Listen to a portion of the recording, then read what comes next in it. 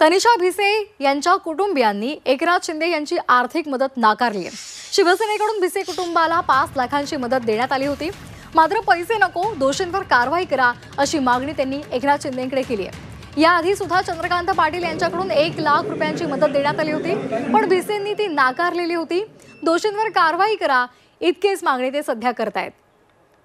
या संदर्भात अधिक माहिती देत आहेत आमचे प्रतिनिधी निलेश खरमारे। निलेश, आपण पाहतोय भिसे कुटुंबियांनी एकनाथ शिंदेंची मदत नाकारलेली आहे, चंद्रकांत पाटलांची मदत नाकारलेली आहे। दोषींवर कारवाई करा ही एकमेव त्यांची मागणी आहे। काय या संदर्भात त्यांना प्रतिसाद मिळतोय?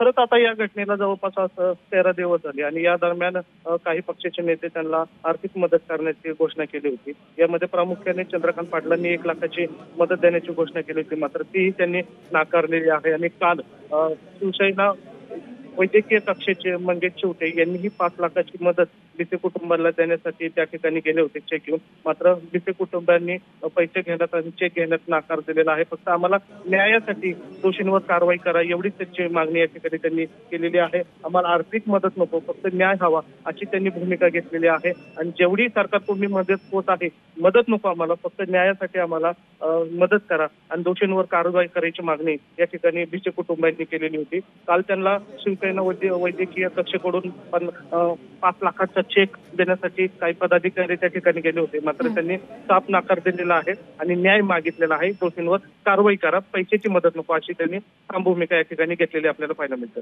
अगदी धन्यवाद दिलेल्या माहितीसाठी।